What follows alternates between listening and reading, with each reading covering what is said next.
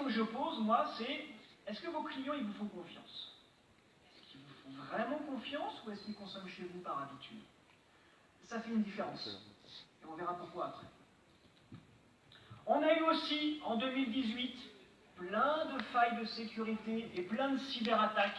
Là, c'est pareil, on ne peut pas faire comme si ça n'existait pas. Il y a vraiment eu toutes les semaines des attaques à plus ou moins grande échelle, mais en tout cas, ça a été très spectaculaire. Pourquoi spécifiquement, là, en 2018, est-ce qu'on a toutes ces attaques? Parce que c'est rentable. Parce qu'il y a un écosystème de hackers qui s'organise, parce que ça se revend, les données qu'on peut voler à droite et à gauche, parce que des attaques se monnaient par des organisations mafieuses qui vont racketter des grandes entreprises. Voilà, c'est un business, les cyberattaques. Encore une fois, à votre petite échelle, posez-vous la question. Est-ce que vous êtes protégé? Est-ce que vos données sont sauvegardées? Est-ce que vous pouvez faire face à une cyberattaque qui vous toucherait, pas vous spécifiquement, mais dont vous serez la victime? Encore une fois, c'est important si vous ne pouvez pas avoir une semaine de ralentissement, voire 2 semaines, parce que votre système informatique, il est en carafe. Qu'est-ce qu'on a vu également en 2018? Les crypto-monnaies, et notamment Bitcoin, avec un cours qui s'est complètement envolé en début d'année. Bon, depuis, il est redescendu, mais on a vu cette espèce de yo-yo qui était assez impressionnant. Là, encore une fois, c'est devenu une espèce de business tout à fait rentable. À une époque, on nous disait, mais c'est évident que les crypto-monnaies, mais enfin, tout le monde doit en faire. Les Chinois, on en fait beaucoup, beaucoup. Ils ont créé des fermes pour miner des crypto-monnaies, du Bitcoin ou d'autres. Tout ça représente beaucoup d'argent. À tel point qu'on estime aujourd'hui que près de 3% de la classe moyenne en Chine détient des crypto-monnaies. C'est énorme. C'est énorme. Il y a presque 5 milliards de dollars qui sont aujourd'hui immobilisés dans des crypto-monnaies parce que plus personne n'en veut, donc c'est de l'argent qui a été payé, mais dont on ne voit pas le retour. Donc tout ça est un petit peu inquiétant parce que c'est à réguler. Parce que c'est également le Far West. Regardez en bas à gauche, Bitcoin, la monnaie d'origine, elle a été forquée, ça veut dire qu'ils en ont fait des doubles, puis des doubles, puis des doubles. Aujourd'hui, il y a presque une quarantaine, cinquantaine de versions différentes de Bitcoin. Ça devient vraiment n'importe quoi. On a le gouvernement qui arrive et qui dit, écoutez, on va essayer de réguler tout ça parce que ça part dans tous les sens. Heureusement, effectivement, je peux vous confirmer que là, on est vraiment au Far West. À votre petite échelle, n'acceptez pas de paiement en crypto-monnaie parce qu'on a des cours qui sont tellement volatiles et surtout on a un problème de liquidité. C'est-à-dire que personne ne voudra vous les racheter, vos crypto-monnaies, que ce soit le Bitcoin ou autre chose. Donc pour l'instant, attendez que tout ça se tasse, on verra après comment ça évolue. On a eu aussi, de façon beaucoup plus tragique, les fake news qui se sont traduits par des meurtres, notamment en Inde, notamment en Birmanie, où on a des journaux qui se sont amusés à propager des fake news, notamment à travers Facebook. Donc des fake news qui ciblaient des minorités ethniques, qui ont engendré des phénomènes de colère populaire, donc des foules qui se disent « Ah, lui, il a enlevé mon enfant, lui, machin », avec des lynchages et plusieurs meurtres dans différentes villes. Donc ça devient très grave, cette histoire de fake news, ça peut vraiment provoquer des décès et des meurtres. Voilà pourquoi Facebook a acheté de la publicité dans les journaux locaux, notamment encore une fois en Inde et en Birmanie, pour essayer de calmer le jeu, pour essayer de dire attention, ne croyez pas tout ce qu'on vous raconte, c'est pas forcément vrai. Vous pourriez me dire, oui, c'est tragique ce qui se passe en Birmanie, mais bon, nous, à Lorient, en Bretagne, tout va bien. Ok, d'accord. Qu'est-ce qui se passe si vous êtes victime d'une fake news? Le problème, c'est qu'aujourd'hui, déjà on ne parle plus de fake news, on parle de réalité transformée ou de réalité alternative. Les vérités des uns sont les fake news des autres et inversement. Qu'est-ce qui se passe par exemple si vous êtes une boulangerie bio et que dans, je sais pas moi, Google Maps ou Yelp, on dise « Ah bah non, en fait la farine elle n'est pas bio ». Si elle est bio ma farine, peu importe. La fake news est lancée, peu importe. À vous de vous débrouiller avec ça. Qu'est-ce qui se passe si vous êtes un hôtelier et que dans Booking ou TripAdvisor, vous avez un revue qui dit « Ah, cet hôtel c'est une catastrophe, il y avait des puces de lit, ah, je me suis fait démanger ». Il n'y a pas de puces de lit dans mon hôtel. Peu importe. Voilà. La fake news est lancée. La question c'est, est-ce que vous pouvez réagir rapidement? Est-ce que vous pouvez faire face à ça? Parce que potentiellement, vos concurrents, n'importe qui peut s'amuser à lancer ce genre de choses. Il suffit d'une adresse email bidon et hop, la rumeur est lancée et puis débrouillez-vous avec ça. Encore une fois, souvenez-vous, l'important c'est pas que ça soit vrai ou pas vrai. La vérité, c'est devenu une notion subjective. C'est avec quelle vitesse est-ce que vous pouvez réagir à ça. Qu'est-ce qu'on a eu d'autre en 2018? La RGPD, donc ce nouveau règlement pour pouvoir gérer l'exploitation et la conservation des données personnelles. Donc ça a mis un sacré coup de pied dans la fourmilière, donc en l'occurrence celle-ci là. Tout cet écosystème de solutions publicitaires qui utilisait à grande échelle les données des internautes. Là c'est pareil, jusqu'à présent ils ont été, on va dire, assez conciliants. Les premières amendes vont commencer à tomber. Là, il faudra vraiment vous intéresser à tout ça. Donc faire en sorte que vous soyez certain d'être conforme à la réglementation. Essayez de faire le tri dans vos bases de données. Essayez de vous mettre à jour sur la sécurisation de ces données, parce qu'encore une fois, les amendes ne vont pas tarder à tomber. Et en plus, la RGPD, c'est que le premier étage de la fusée. L'an prochain va venir la nouvelle version des directives iPrivacy, qui vont être encore plus contraignantes. C'est qu'un début. La gestion des données, il va vraiment falloir s'y intéresser parce qu'il y a quand même pas mal de choses qui changent. On a eu également, en 2018, la valorisation boursière de Amazon et de Apple qui ont dépassé les 1000 milliards de dollars. C'est énorme. On n'avait jamais vu ça dans l'histoire de l'économie de l'humanité. Depuis, ça a un petit peu redescendu. En tout cas, ils ont franchi ce cap. Et ça, quelque part, ça nous montre qui sont aujourd'hui les vrais maîtres de l'économie. Ce n'est pas General Motors, ce n'est pas les pétroliers, ce n'est pas les distributeurs, non, c'est les géants du numérique. C'est les GAFA. Et il faut faire avec. La question que je pose, c'est est-ce que vous vous êtes amusé à faire le compte de tout ce que vous payez à Google, Facebook, Amazon et ainsi de suite, sur une année entière? C'est très instructif. Essayez de faire l'exercice. Vous allez voir que petit bout par petit bout, voilà, on comprend pourquoi est-ce que ces sociétés valent aussi cher. Qu'est-ce qu'on a eu d'autre en 2018? La généralisation des smartphones à plus de 1000 €. C'est bien simple. Aujourd'hui, dès qu'un constructeur de smartphone sort un nouveau modèle haut de gamme, il faut qu'il soit à plus de 1000 €. Voilà, c'est comme ça. À partir du moment où un consommateur met plus de 1000 € dans un smartphone, vous pensez que c'est pour le regarder moins? Non, c'est parce qu'il veut passer plus de temps dessus. Donc là, c'est vraiment le moment de vous poser la question de est-ce que mon site web il s'affiche bien sur un smartphone? Est-ce que ma newsletter, est-ce que ma publicité, est-ce que mon offre, il s'affiche bien en priorité sur un smartphone? C'est plus possible de dire ah ouais, je crois qu'il y a... ils m'ont dit que ça allait. Non, vérifiez en priorité sur un smartphone. Le smartphone avant l'ordinateur de bureau, parce que c'est le premier terminal de consultation. Donc il faut vraiment que vous mettiez ça en tête aujourd'hui. Le smartphone, c'est le premier écran. Ça doit être votre cible prioritaire pour toute action de communication ou même toute opération commerciale. Qu'est-ce qu'on a eu d'autre également en 2018? La réalité augmentée et la réalité virtuelle. Je sais, ça fait 4 ans qu'on vous fait le coup de dire ah, ce coup-ci, cette année, vous allez voir ce que vous allez voir, ce coup-ci, on est au point, vraiment. Il se trouve qu'en 2018, vraiment, on commence à être sacrément au point. Notamment pour la réalité virtuelle, on a les premiers masques qui sont autonomes, donc on n'a pas besoin de smartphone ou de téléphone ou d'ordinateur pour les faire fonctionner.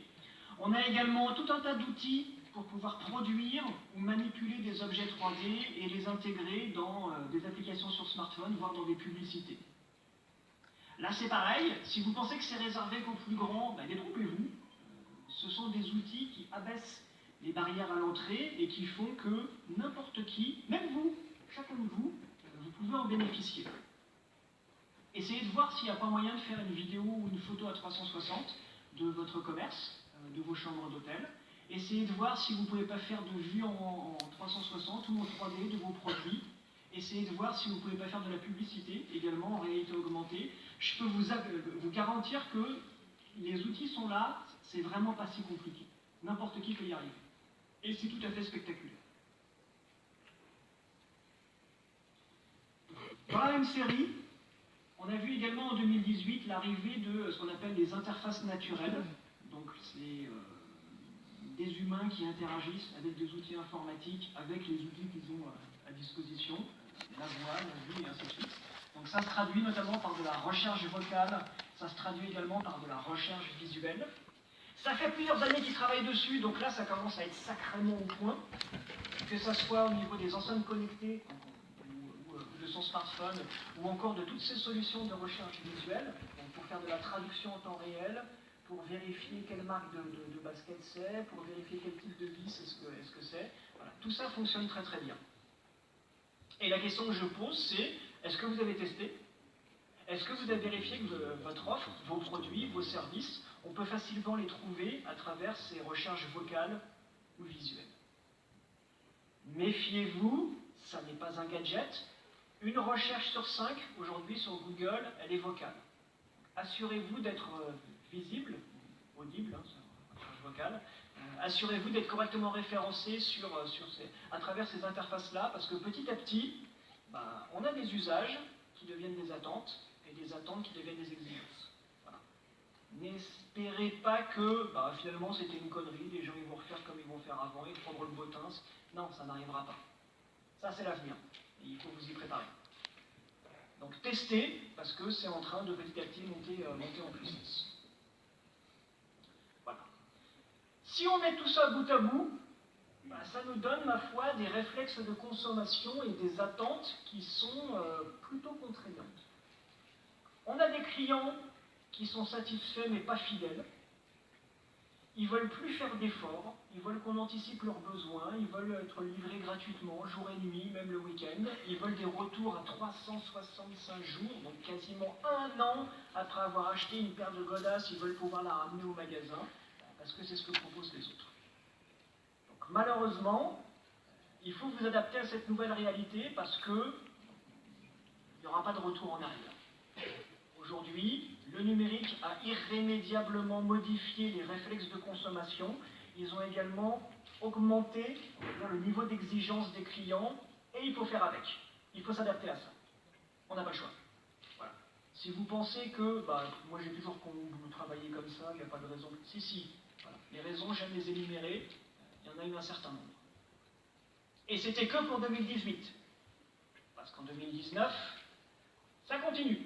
On va avoir tout un tas de choses qui va arriver. Pas forcément des mauvaises nouvelles, hein, mais des innovations d'usage ou des innovations technologiques dont vous pourrez bénéficier. L'important est d'être attentif à ce qui va arriver. À commencer par l'avènement de ce que j'appelle la freelance economy, c'est l'économie à la demande.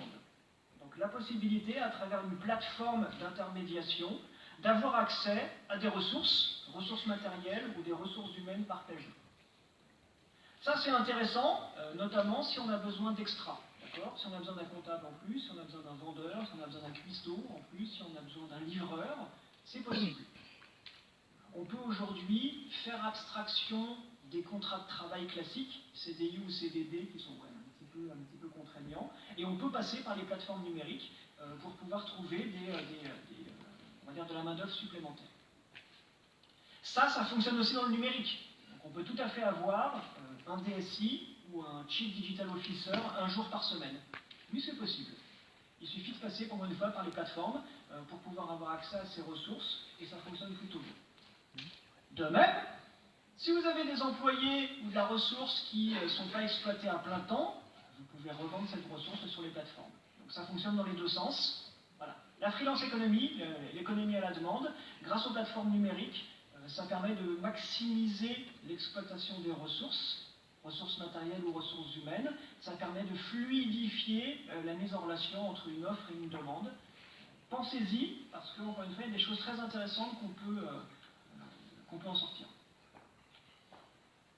En 2019, ils vont aussi nous bassiner avec la 5G. Ok, on n'y est pas tout à fait, d'accord. Aujourd'hui, on est encore au stade expérimental, notamment en Chine, notamment aux États-Unis, en Angleterre, en Allemagne. C'est des prototypes qui sont en cours dans certaines zones, certaines villes. Il n'empêche que ça va arriver, d'accord. Courant 2019, on va avoir les premières offres, pas forcément de tout ce que peut faire la 5G, mais peut-être une partie. Ce qui est intéressant, c'est que ça va apporter des alternatives technologiques à des choses auxquelles on avait déjà accès, mais qui étaient un petit peu plus coûteuses. Donc si par exemple, vous envisagez de faire du télé-relevé, donc relever des niveaux de cuve, par exemple à distance, de la télésurveillance, du pilotage de drones, ce genre de choses, oui, ça va être plus simple. Ça va être plus simple parce que plus on a d'offres, plus on a d'alternatives, meilleures sont, on va dire, les solutions et avec des coûts plus intéressants. Donc, la 5G, ça arrive petit à petit, ça va permettre encore une fois de fluidifier le marché, ça va permettre la création de nouvelles offres, des offres plus simples, plus compétitives, dont vous pourrez bénéficier. Encore une fois, pour faire des relevés ou du pilotage à distance ou autre. Donc la 5G, renseignez-vous, ça arrive, il y a forcément un truc qui pourrait être intéressant pour vous. Qu'est-ce qu'on va avoir également en 2019? L'intelligence artificielle. Figurez-vous que ça fait des décennies que ça existe, mais qu'avec les progrès récents, notamment au niveau des algorithmes, de la puissance de calcul, et avec toutes ces montagnes de données qui sont disponibles, on a du machine learning qui est bien plus efficace et qui fait qu'aujourd'hui on en met un petit peu partout. Même dans des choses insignifiantes, hein, comme par exemple dans les smartphones. La semaine dernière, notamment, pour ceux qui ont un smartphone de chez Google, ils ont fait une mise à jour qui rend l'appareil photo bien plus performant. Donc, il fait des zooms de bien meilleure qualité. Pourquoi? Parce qu'en fait, il prend 5 photos et il les combine. Il fait également des photos de nuit qui sont bien plus, on va dire, bien mieux éclairées. Là, c'est pareil, il prend 10 photos et il les combine et il ajuste à la visibilité. On a également de la profondeur de champ, on a également de la reconnaissance de caractère, donc on a tout un tas de nouvelles fonctionnalités qui arrivent, simplement à travers une mise à jour logicielle, sans payer plus, sans changer de smartphone. Ça, c'est quand même vachement intéressant parce que ça permet d'allonger la durée de vie du produit, ça permet surtout d'améliorer la satisfaction. À partir du moment où un consommateur il a cette satisfaction prolongée, augmentée dans sa poche, donc le smartphone, qui est quand même le bidule qui tripote le plus dans sa journée, il va avoir également des exigences qui vont être élevées. Donc ça sera à vous de vous poser la question, au fait, ça fait combien de temps que je n'ai pas relevé mon niveau de service? Ça fait combien de temps que je n'ai pas remis en cause ma façon de travailler? Parce que on a des exigences qui, on va dire, augmentent tous les ans, et si on ne s'aligne pas, alors qu'on a un niveau de service constant, ma foi, on a une valeur perçue qui, elle, diminue. Donc il va falloir se préparer à comment est-ce que je fais pour essayer de m'aligner sur, on va dire, cette tendance et sur cette volonté en fait, des grands acteurs du numérique à dire, pour le même prix, pour le même matériel, moi je vous apporte des améliorations qui sont gratuites. Allez, c'est cadeau. Bim, une mise à jour et c'est parti. Voilà. Est-ce que vous êtes capable de mettre à jour votre service? Ça, c'est une question qu'il va falloir vous poser l'an prochain, ou même dès maintenant. Puisqu'on parle on va dire de Google, continuons, toujours dans l'intelligence artificielle, avec les services de conciergerie. On connaissait déjà, depuis cette année, en France, le OK Google, prends-moi rendez-vous pour une séance de maquillage chez Sephora. On connaîtra l'an prochain, OK Google, prends-moi rendez-vous pour une table, 4 personnes ce soir au restaurant. C'est quasiment disponible aux États-Unis, ça va arriver en France. Si vous avez un restaurant, préparez-vous à recevoir des coups de fil de robots parce que ça va se généraliser. De même, ils ont également démontré une fonction qui s'appelle Screen Call. Screen Call, c'est quoi? C'est que quand vous n'avez pas envie d'être dérangé, vous posez votre téléphone à l'envers, hop, et on va avoir un robot qui va filtrer vos appels. Qui va dire, bonjour, qui êtes-vous? Je réponds à la place de Frédéric, qu'est-ce que vous voulez? Ça peut vous faire sourire, mais moi je trouve ça fascinant, parce que quelque part, on a franchi une étape qui est assez incroyable. Pour moi, il y aura un avant et un après. Cette fonctionnalité Screen Call disponible sur les téléphones de Google, pour moi, c'est quoi? C'est une espèce de frontière que Google impose. C'est-à-dire qu'à partir du moment où vous envoyez par exemple une newsletter, hop, elle a été bloquée par le filtre à spam de Gmail, demain, quand vous allez téléprospecter, on va voir Google qui va vous dire oh, tu fais quoi là? Non, il ne faut pas déranger mon utilisateur. Vous êtes qui? Vous voulez quoi? Une promotion? Non, pas intéressant. Je raccroche. Eh oui, ça arrive l'an prochain. En théorie, avant la fin de l'année aux États-Unis, donc en anglais, l'an prochain, ça sera disponible en France, et ça va changer la donne. Parce que ça va, en gros, neutraliser toute l'activité de téléprospection. Ne pensez pas que ça n'est qu'un gadget, c'est vraiment quelque chose de transformatif. En tout cas, prenez bien conscience de ce qui est en train de s'arriver. Ce qui est en train de se passer, en fait, c'est que Google élève, on va dire, une frontière autour de ses utilisateurs, et quiconque veut franchir cette frontière, avec un message, avec une offre, avec une publicité, devra payer la taxe. C'est comme ça. Ça fonctionnera sur les smartphones, ça fonctionnera sur les télés, Google Télé. La prochaine Freebox, elle sera avec Android TV. Ça fonctionnera peut-être avec les voitures Google prochainement. En tout cas, ça arrive. Ça arrive. Et il va falloir s'habituer à l'idée de payer la taxe numérique. Ce n'est pas les GAFA qui vont la payer, c'est vous. Voilà, habituez-vous à cette idée parce que vraisemblablement, on ne voit pas qui pourrait les rattraper dans cette course à l'innovation. Alors rassurez-vous, l'intelligence artificielle, c'est pas qu'un truc qui vous empêche de prospecter des clients ou qui vous pénalise. Hein. Ça peut être également, on va dire, des services qui sont à votre disposition. Notamment pour les plus petits acteurs, les PME, les TPE, les commerçants. On a aujourd'hui à disposition un certain nombre d'outils qui vont être perfectionnés et dès l'année prochaine, qui vont être à disposition à travers des offres tout à fait simples, compétitives et pragmatiques. D'accord?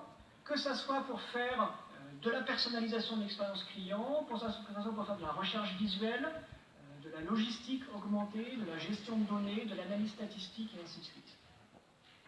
Vous avez par exemple à disposition la possibilité de faire ce qu'ils appellent du in-store analytics, donc de récupérer le flux des caméras de vidéosurveillance d'un magasin et d'étudier le parcours des clients à l'intérieur du magasin, de voir combien de temps il reste, en combien de temps est-ce qu'ils parcourent le magasin, quel est le pourcentage d'hommes, de femmes, l'âge, en fonction de leur silhouette et de leur vitesse de déplacement, quels sont les points de regroupement, quelles sont les zones où ils s'attroupent. Ça aussi c'est pareil, c'est disponible pour les vitrines. Donc vous mettez une caméra qui va filmer l'avant d'une boutique, et tous les passants qui vont, on va être capable de détecter si ils tournent la tête, qu'est-ce qu'ils regardent dans la vitrine, combien de temps est-ce qu'ils ont été stationnaires, et ainsi de suite. Donc tout ça, ce sont des solutions tout à fait pragmatiques qui sont à votre disposition, et en plus, disponibles grâce à des startups françaises. Donc là, je vous ai mis un petit florilège de startups françaises. Ne pensez pas que tout ça est réservé à la Silicon Valley. Non, non, on sait faire en France. Et on a des acteurs français, des acteurs locaux, qui peuvent vous aider à exploiter le potentiel des intelligences artificielles, qui peuvent vous accompagner là-dedans. Oui, c'est tout à fait possible. Il n'y a qu'à. Voilà. Il n'y a qu'à essayer de comprendre, il n'y a qu'à se renseigner, et vous verrez qu'on a des choses qui sont extrêmement pragmatiques et qu'on est très loin du domaine universitaire. On a également l'an prochain la blockchain. Je sais, c'est un sujet qui est technique, c'est un sujet qui est pointu, c'est compliqué, leurs histoires de smart contract et ainsi de suite, ça peut vite devenir extrêmement, on va dire, déroutant. Il n'empêche que pour deux cas d'usage tout bêtes, par exemple les paiements à l'international, pour ceux qui font de l'import-export, pour ceux qui font du commerce cross-border, aujourd'hui ça coûte de payer ou de se faire payer à l'étranger, parce que les banques ont le monopole, alors qu'il existe des systèmes alternatifs, notamment ceux qui reposent sur la blockchain, pour pouvoir payer ou être payé sans être ponctionné de 5, 10, 15% de frais. De même, dans l'alimentaire, on sait aujourd'hui assurer la traçabilité de légumes, de poulet, de tout ce que vous voulez, à travers une initiative notamment qui s'appelle la Food Trust. C'est IBM qui a mis ça en place pour Carrefour. Entre autres, il y en a d'autres des initiatives, mais l'idée c'est que on a des choses qui arrivent. Je crois qu'il y a un atelier blockchain juste après, ou alors c'est sur le créneau de 15 heures ou de 16 heures, je ne sais plus, mais en tout cas, si le sujet vous intéresse, encore une fois, tout comme pour l'intelligence artificielle, vous seriez extrêmement surpris de voir qu'il existe des solutions tout à fait pragmatiques et simples à mettre en œuvre. Pourquoi? Pour retrouver la confiance. Souvenez-vous, au début de mon speech, j'ai parlé de la méfiance permanente, j'ai parlé de est-ce que vos clients vous font confiance. Ça peut aider. Ça peut être une solution. Donc, en synthèse, effectivement, il y a toujours plus de technologies, il y a toujours plus de canaux, il y a toujours plus d'usages. Tout ça est un peu étrange, mais voilà, au calme, on peut prendre le temps d'étudier tout ça et on va dire, d'essayer de comprendre. Comprendre ces innovations, de comprendre ces nouveaux usages. Il n'y a rien que vous ne puissiez pas comprendre. Tout ce que ça va vous demander, c'est un petit peu de volonté et un petit peu de temps, mais je peux vous garantir que tout ce qu'on a vu, c'est à votre portée et vous pouvez en bénéficier. Par contre, ça ne remplace pas. Ça ne remplace pas des choses qui existaient déjà et que vous devez impérativement maîtriser. À commencer par le référencement. Ça fait 20 ans et c'est pas fini, ça continue. Google encore et toujours, ils ont fêté leurs 20 ans, ils sont archi dominants aujourd'hui. Être correctement référencé, on va dire sur Google, c'est un impératif. Et il faut être également sur Google Maps, notamment à travers, je crois que c'est Google Local, ou même sur Waze. C'est tout à fait possible. C'est un impératif, vous ne pouvez pas passer à côté, c'est comme ça, c'est parce que Google, c'est le champion du web.